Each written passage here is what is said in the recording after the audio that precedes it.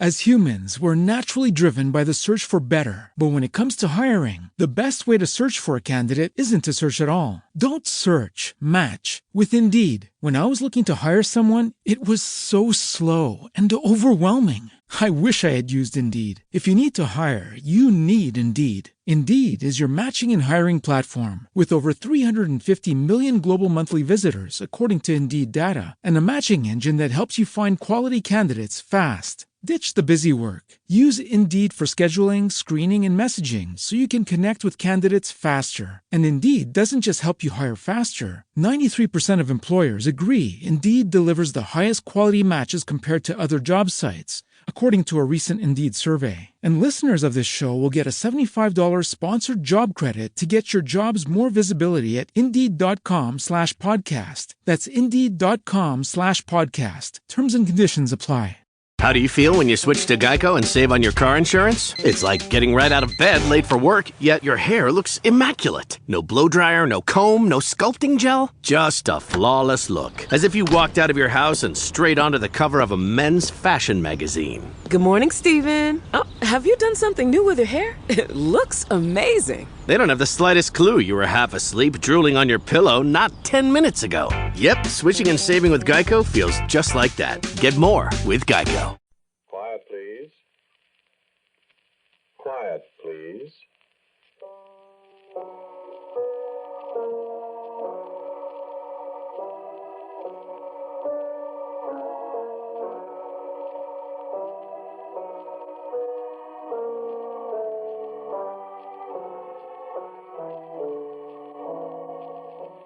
The American Broadcasting Company presents Quiet Please, which is written and directed by Willis Cooper and which features Ernest Chappell.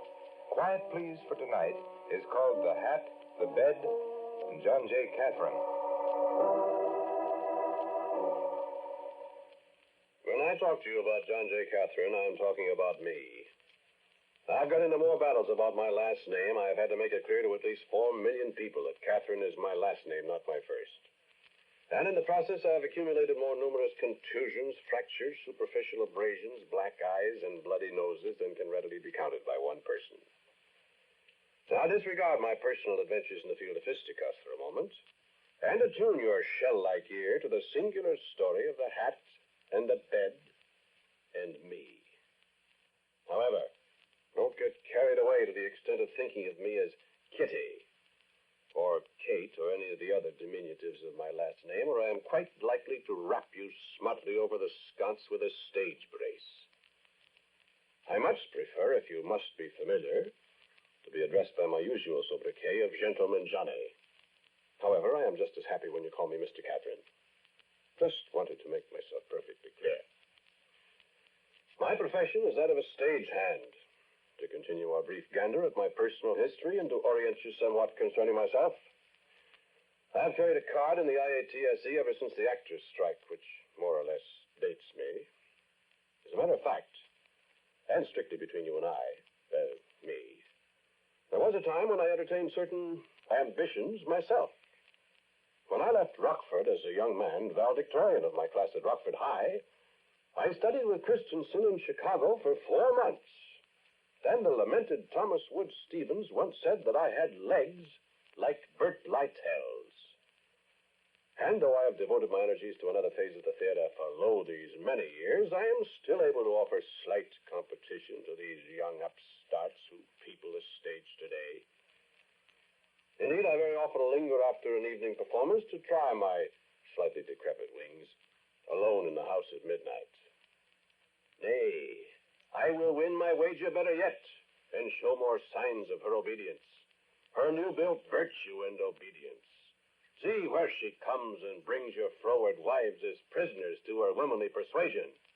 Why, there's a wench. Come and kiss me, Kate.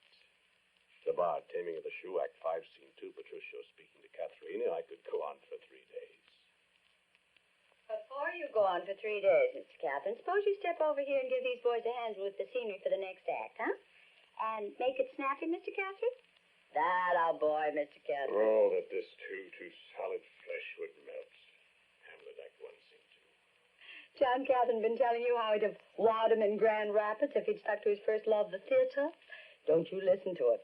First thing you know, we'll have you talked into angeling a production of Shakespearean repertory in somebody's cow barn for the summer, starring John J. Catherine as King Lear, Macbeth, Shylock, and assorted King's Henry. And I'm not going to let anybody spoil the best stagehand I ever saw to make a fourth-rate ham actor out of him.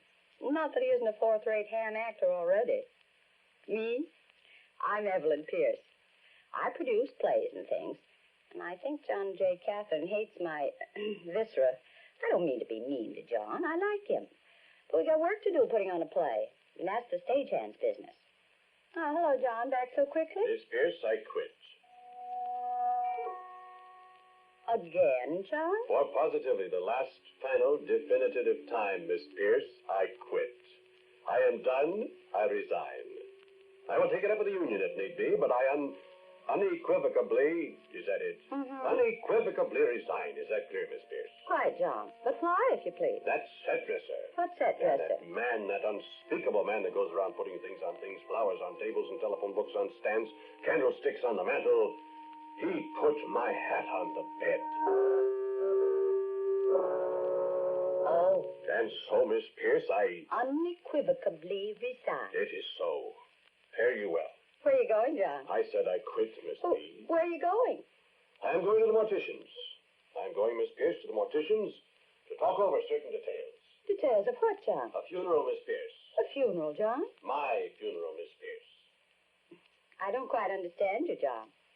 Miss Pierce, are you unaware that a hat placed on a bed is a sure sign of death? Please omit the flowers, Miss Pierce.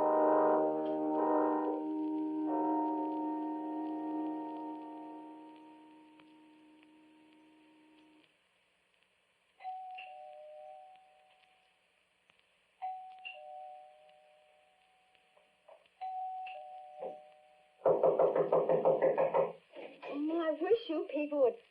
Oh, John Catherine. Hello, Miss Pierce. Aren't you dead, John? No, ma'am. Did I wake you up? As a matter of fact, you did, John. Is there something I can do for you? Yes, ma'am. Yes, Miss Pierce. Well, what? I was taking a nap. You were asleep. I was. I'm tired. I didn't get much sleep last night. No? Nor the night before either. Sleep that knits up the raveled sleeve of care. Macbeth, Act 2, Scene 2. Death's Counterfeit, Act 2, Scene 3. It scares me. What scares you? Macbeth? Sleep. I'm afraid to go to sleep. Oh, I'm so sleepy. Well, can I do something for you, John? I could tell you about my dream. Well, John, really, I'm afraid. So am I. Something's got to be done. You want me to do something? You mean you want to come back to work, John? I want to tell you about my dream, Miss Pierce. Well, come on in. Well, thank you. Sit down, John. Thank you. Will I light a cigarette? Cigarette, John? I don't smoke, Miss Pierce. Oh, yes, I forgot. Well, I hardly know where to begin. I haven't got much time. I know. Neither have I. Go ahead, John. Well, the hat, you know, and the bed. It's only a superstition, John. That's what people say. I didn't know you were superstitious. Well, I don't know whether I am or not. I'm so sleepy all the time I can't remember things. I don't know what. Oh, I don't know. Now, see here, John. Yes, ma'am. Well, I'm just afraid of dying. Are you afraid of dying, Miss Pierce? I've never thought of it specially. Mm-hmm. Well, I don't want to die. You see, I know what it's like. Kind of. Now, John, if that's all... Now, listen.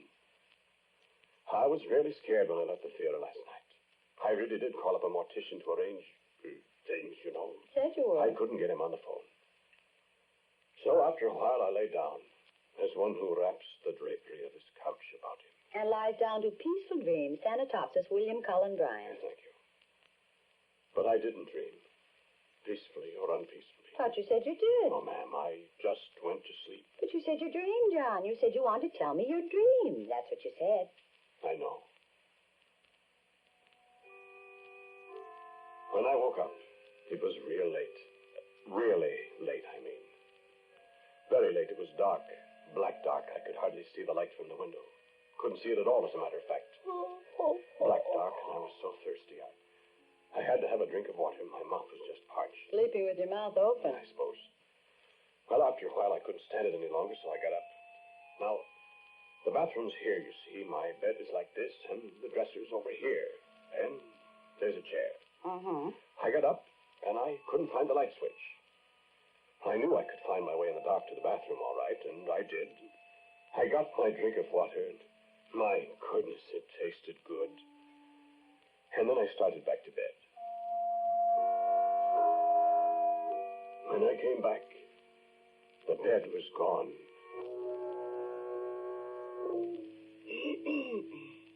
There wasn't any bed. There wasn't any chair where I knew the chair was. And the dresser was gone, too. There wasn't anything in the room. John, you were dreaming. No, I wasn't dreaming. I wandered around there in the dark for ever so long. There wasn't anything in the room, I tell you. My gracious, Miss Pierce, I can walk 3 steps from my bathroom door right to the edge of my bed. It's a little low bed. I bump it with my knee. It's a little room, Miss Pierce. You can't walk around there in the light without bumping into something. The chair or the dresser, the bed, or the little table. I forgot where I keep my collected plays of Shakespeare right kind of by my bed. Where the light is. I couldn't find the light. I couldn't find any light. I don't understand it, John. Because of the hat on the bed. Oh, John. That's right. Just because you had a bad dream. Wasn't a dream. You said you wanted to tell me your dream. Only way I could think to describe it. But it wasn't a dream. Just a big empty place. Dark, black dark. Empty. I've been very badly frightened, Miss Pierce. What happened when you waked up, John? I wasn't asleep. It wasn't a dream. It was a kind of preview of death, Miss Pierce. Oh, no, John. A dream. Now, don't sit there and shake your head, John. I've had dreams like that myself. Extraordinarily vivid dreams that leave me wondering when I wake up whether I... John, you're not listening to me. Oh, I'm so sleepy, Miss Pierce. Well, you're not going to sleep in my house now. I won't go to sleep, Miss Pierce. I'm afraid to go to sleep. Afraid of dreaming. I don't know what I'm afraid of. Well, cigarette, John? I don't smoke, Miss Pierce. I forgot. It's all right. Well, it is an extraordinary experience, isn't it? Yes. Well, why'd you come to tell me about it? I'll be glad to have you go back to work if you want to. You want to do that? No, I don't think so. I just wanted to tell you about it. Why, me especially, John. Oh, gracious, don't you know? John, I'm very flattered, really, and you know, You but... don't know? Of course not. Well, you were there. I was there. Yes, Miss Pierce. I've never heard anything so absurd in all my life. What was I doing there? In the dark. What were you doing? Why, I don't know what you were doing. You were just there. Now, John, that's absurd. How do you know I was there? You said it was dark. You couldn't see anything. You were there, Miss Pierce. John, I don't know what you're talking about. You're drunk or... I don't drink, Miss Pierce. And I wasn't at your house either. You know perfectly well I It wasn't. wasn't at my house. You said... I said I came out of the bathroom and I thought it was my room. But it wasn't. It was just a great big, dark, empty space. John, when was all this? Well, last night. Oh. I went right home from the theater, you know, and I went to bed like I... When you saw the hat on the bed and you came to me and said you quit? Of course. Last night, John. Yes, ma'am. It was Thursday night you quit. What? 3 days ago, not last night. 3 days ago, John. 3 days ago? Where have you been for 3 days, John? Why, I guess I've been dead. John, I think you'd better get the... What are you staring at? Miss Pierce, you got your hat on the bed.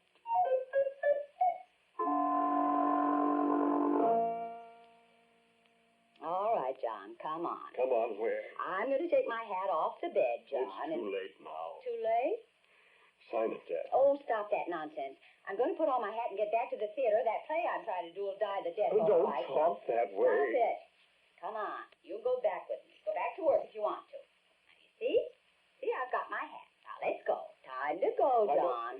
Something will happen to us, Miss Pierce. What, get run over by a taxi? Don't talk that way. Oh, stop it, Catherine.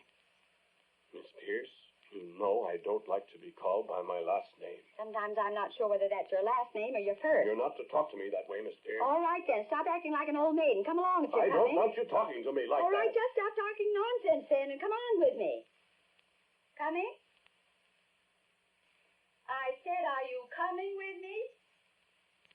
No, I'm not coming. John, I've got to. You're not going either. Now, look, this is silly. Why aren't you? I'm afraid. Well, you're not going to stay here. Please. No, come on now. Get up and come with me. Don't you go either. John, are you all right? I'm afraid. What am I going to do with you? The hat on the bed, that was a sign of death for me, and I died a little the other night, whenever it was. You had a bad dream. And now your hat was on the bed. That's a sign of death for you. That's ridiculous. You're going to die. Now, John, I've listened to just about everything I'm going to listen to. You just get up out of that chair and come on. No. Yes. Please. John, would you like it if I left you here? No. Look, John, it's 2:30, and I've got to be at the theater at 3. Here, I'll put this nice pillow under your head. Now, won't that be nice and comfortable, John? So sleepy. Sure, Johnny Captain. You'll be all right. You just stay there nice in the big chair, and I'll go to the theater. Then I'll come back. You'll see. Don't get killed. Of course I won't. As humans, we're naturally driven by the search for better. But when it comes to hiring, the best way to search for a candidate isn't to search at all. Don't search, match with Indeed. When I was looking to hire someone, it was so slow and overwhelming. I wish I had used Indeed. If you need to hire, you need Indeed. Indeed is your matching and hiring platform with over 350 million global monthly visitors, according to Indeed data, and a matching engine that helps you find quality candidates fast. Ditch the busy work. Use Indeed for scheduling, screening, and messaging so you can connect with candidates faster. And Indeed doesn't just help you hire faster. 93% of employers agree Indeed delivers the highest quality matches compared to other job sites, according to a recent Indeed survey. And listeners of this show will get a $75 sponsored job credit to get your jobs more visibility at Indeed.com/podcast. That's Indeed.com/podcast. Terms and conditions apply. I'll be all right, Johnny Captain. And you'll be all right, too, right here. Go on. Go to sleep, John. I'm afraid to go to sleep. Poor guy's all worn out. I'm afraid. Well, you sleep, boy. I'll be back around 10 o'clock. Nice little bed. John. The hat. Oh, good heavens, it's 2:45 already. Oh, darn, I won't answer it. Oh, I'm late already, I tell you. All right, all right, all right. Yes. Oh, hello, Tony. Yes, I'm on my way to the theater. I haven't got a minute to talk. Yes, yes. Yes, I'll be home about 10, I hope. Matter of fact, I think you better. I'll tell you when I see you. Yes, here at the house. Well, I might have somebody I want you to get rid of. Wait. No, he's asleep. No, I'm not living a life of sin. This is one of the stagehands from the John J. Catherine, no less. That's right, the distinguished Shakespearean actor and quoter.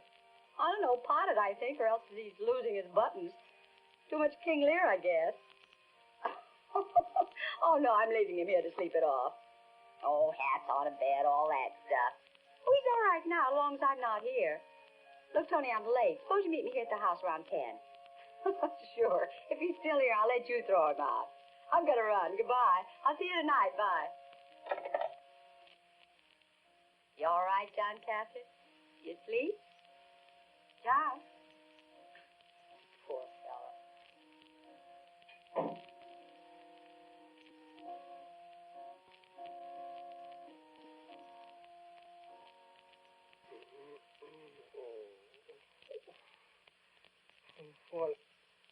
What's this? Where? Oh, Miss Pierce's house.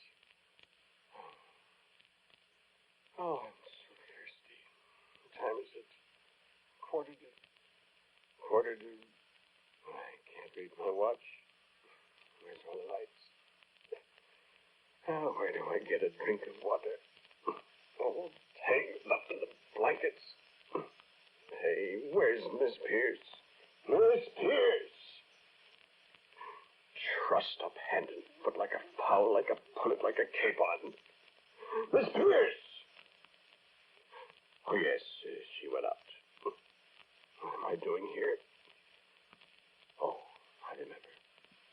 My gracious, I have to get out of here before she comes back. My mouth. I shouldn't have had those cocktails before I came over here. I should know I can't drink. What I need is a big, cold drink of water. Nice place you got here, Miss Pierce. Nice place you got, although I can't say I like philodendrons. Where's your kitchen?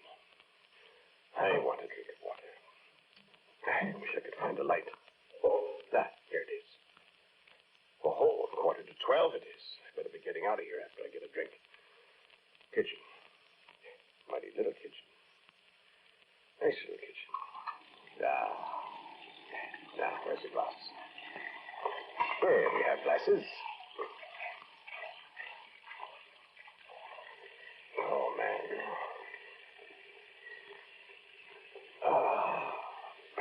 Nothing like cold water.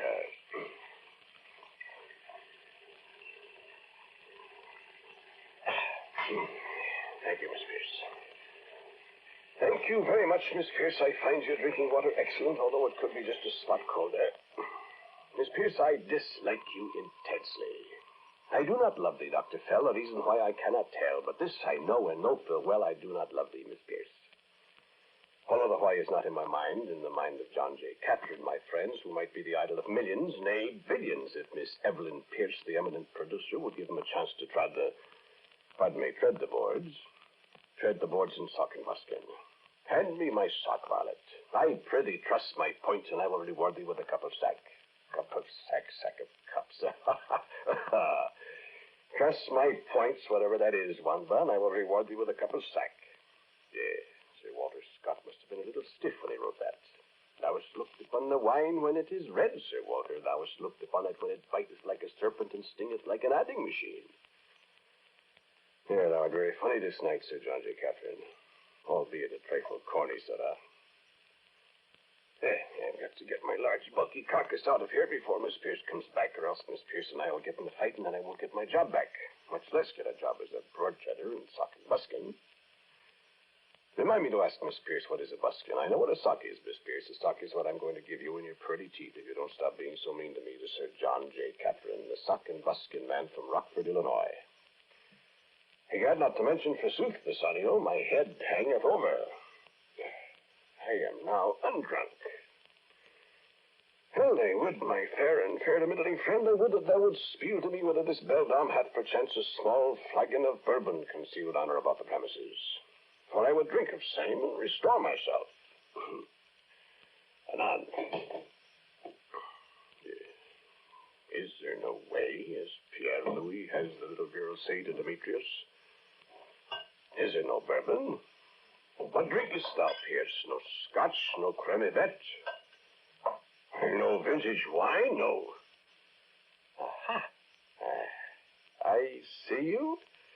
I see you, John Jameson's excellent pot still product of which our Miss Pierce will miss not a jot or a tittle out of a bottle which I will tipple. Thank you, Miss Pierce. You have a regrettable habit of leaving hats on beds. But here's to you.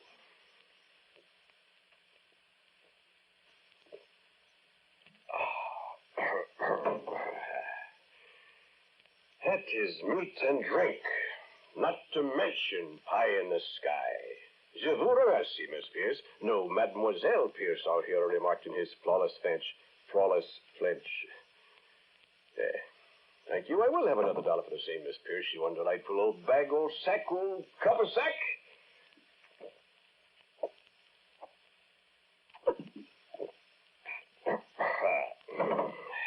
Arigato, Pierre-san, he remarked in flawless Japanese. And for this short snort, which will cure my hangover completely.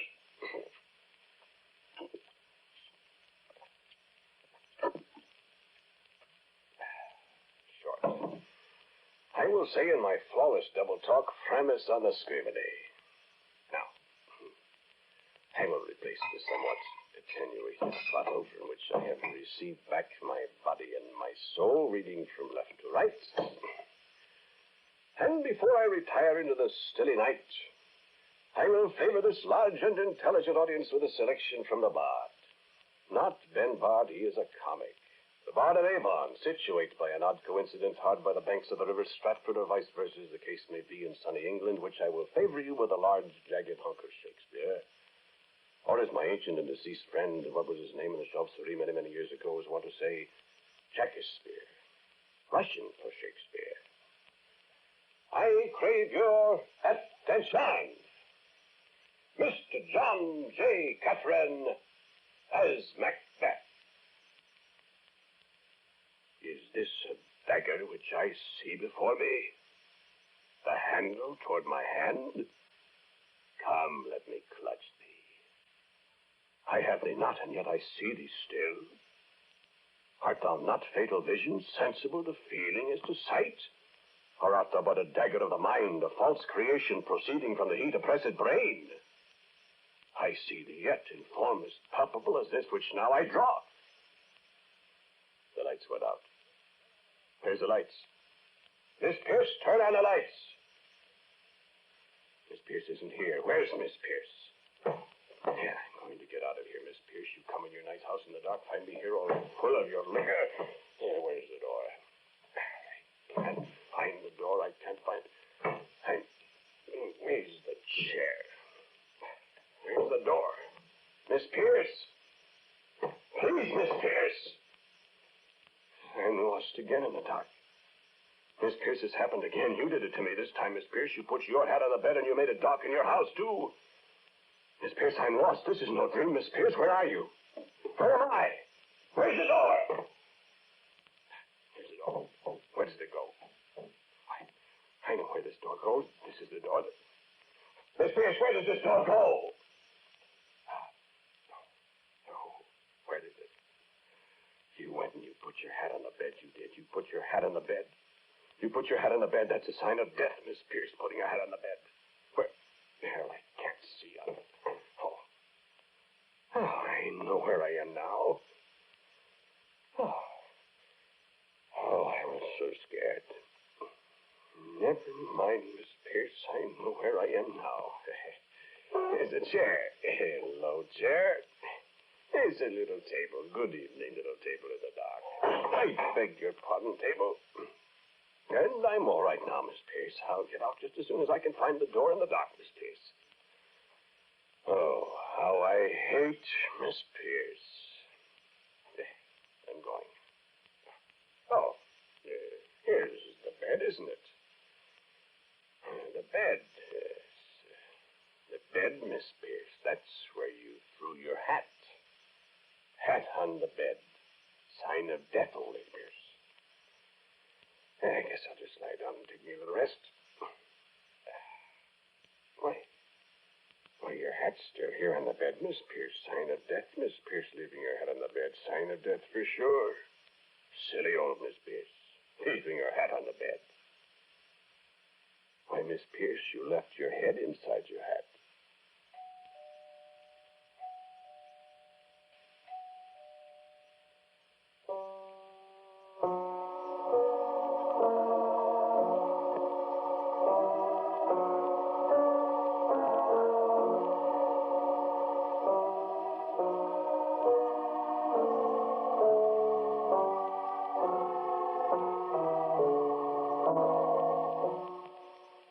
The title of tonight's Quiet Please story is The Hat, the Bed, and John J. Catherine. It was written and directed by Willis Cooper. The man who spoke to you was Ernest Chappell. And Miss Pierce was played by Nancy Sheridan. As usual, music for Quiet Please is by Albert Berman. For a word about next week's Quiet Please, here is our writer-director, my good friend Willis Cooper. Okay, Bill? Thank you for listening to Quiet Please. Next week's story is called La Fille aux Cheveux Laids, the girl with the flaxen hair. And so until next week, and La Fille aux Cheveux Laids. I am quietly yours, Ernest Chappell.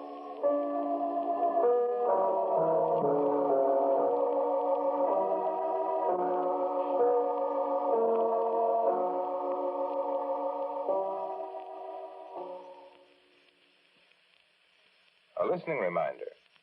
A united America makes a strong America. That's why each of us should work to rid our community of racial and religious prejudice. This is ABC, the American Broadcasting Company.